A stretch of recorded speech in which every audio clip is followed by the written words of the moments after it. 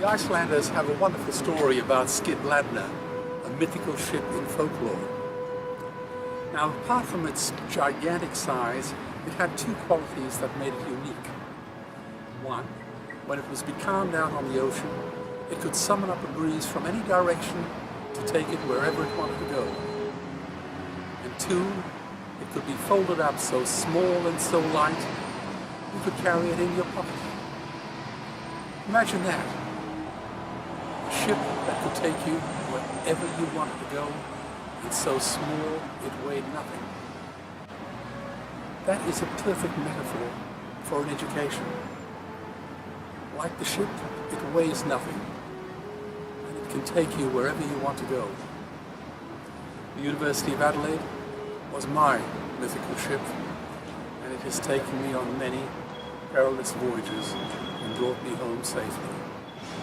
I'm forever grateful to this wonderful institution.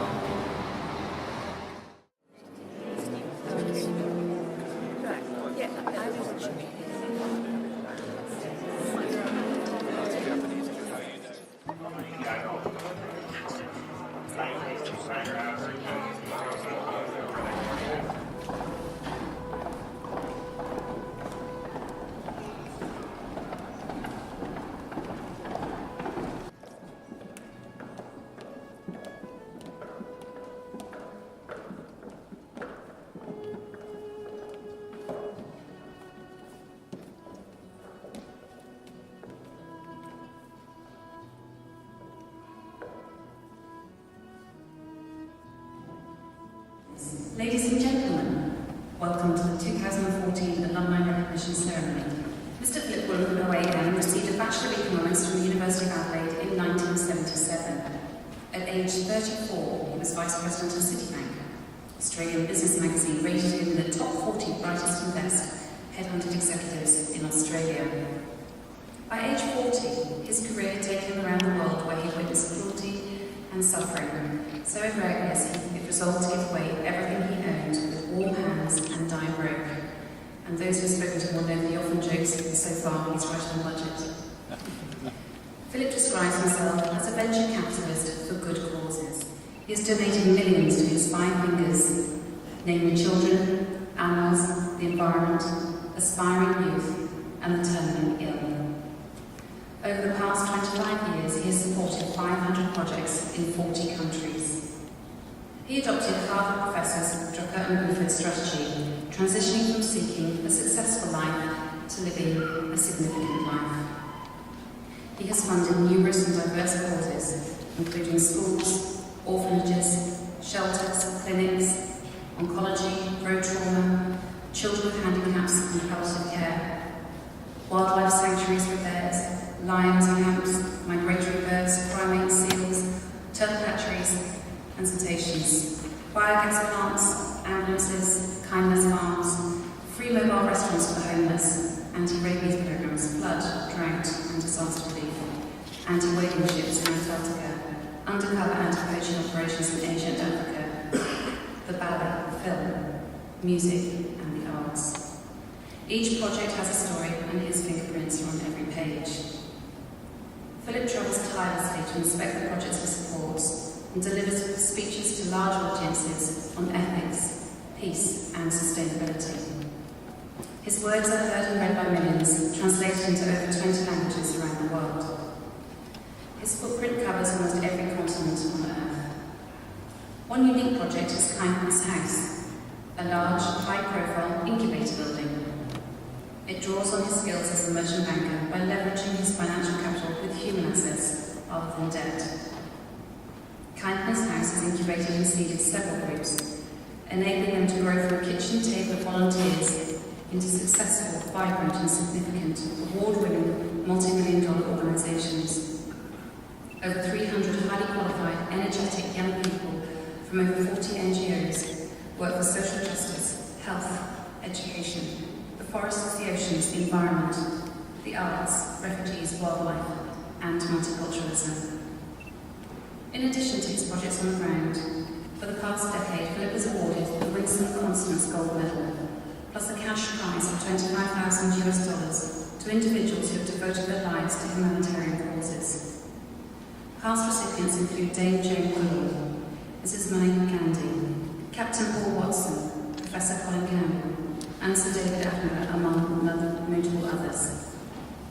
The Australia Day Council described Philip as a private man who seeks no personal publicity, but who is not afraid to step into the limelight for a just cause. In 2005, he received the Medal of the Order of Australia for his service to international humanitarian relief and to animal welfare, particularly through the establishment of the Winston Constance and Kindness Trust. In 2007, he was awarded Australian of the Year, Victoria, by the National Australia Day Council. In 2012, he was made an Honorary Fellow of the Oxford Centre for Animal Ethics.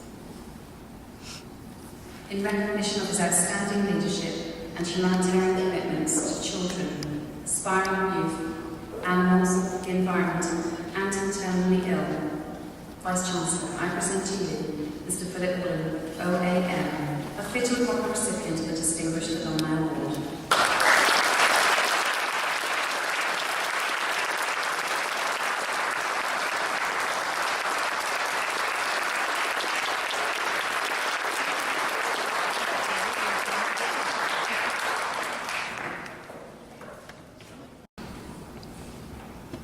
Vice-Chancellor, Lord Mayor, the academic community, honoured guests, ladies and gentlemen, I am deeply honoured to receive this award tonight, particularly in the presence of my beloved mother, Winston, my wife, Trix, and my most inspirational teachers from high school almost 50 years ago, my wonderful headmaster and mentor, Dr. Shinfield, my terrific class teacher, Mrs. Burfield, and my schoolmate from Bishop Cotton's, Dr. Varghese, who, coincidentally, is the Sir Thomas Elder Professor of Mathematics here at Adelaide University. And of course, my dear friends of 50 years, Desmond and Michael Tellis. King Lear, late at night on the cliffs, asks the blind Earl of Gloucester, "How do you see the world?" And the blind man of Gloucester replies, "I see it feelingly." And shouldn't we all? Alvin Toffler said, "The illiterate of the 21st century will not be those who cannot read and write, but those who cannot learn, unlearn, and relearn." Well, I've learned that the world is crying out for two things: leadership and the truth. The wise Chinese have a term for it: Zhe Jiao. Listen to the friend who tells you the truth, even when it hurts. And that is what the Sanskrit word satyagraha means, the truth force. And I've unlearned a lot too. I decided to leave the world of lobsters and learjets in exchange for shelters and slaughterhouses. To take nothing but pictures, own nothing but memories, leave nothing but footprints, kill nothing but time. So when I look into your faces here tonight, I recall the words of the Greek poet Horace: "Change only the name, and my story is also about you." In human history, 100 billion human beings have lived. 7 billion are alive today. And we humans torture and kill 2 billion sentient, living, loving animals every week. We stab and suffocate 1 billion ocean animals every 3 hours. Trillions of fish are ground up into pellets to feed to livestock. Vegetarian cows are now the world's largest ocean predators. The oceans are dying in our time. By 2048, all our fisheries will be dead, the lungs and the arteries of the earth. 10,000 entire species are wiped out every year because of the actions of one species.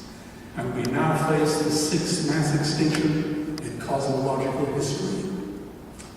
These are crimes unimaginable proportions. And over my travels over many years, I've also learned a thing or two. I've learned that if you wish to increase a man's share of happiness, do not aim to increase his possessions, simply decrease his desires.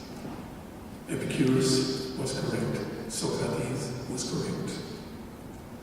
I've learned that man is measured not by how much money he makes, but how much of it he is willing to give away, particularly to strangers. And I know I did not find my character on Wall Street because it lives on the road to Damascus. You see, my heart resonates to W.H. Wollen. If equal affection cannot be, let the more loving one be me. So under this university's motto, Sub Cruce Lumen, I am deeply honoured to receive this award, and I'm also deeply honoured to be in your presence tonight. Thank you.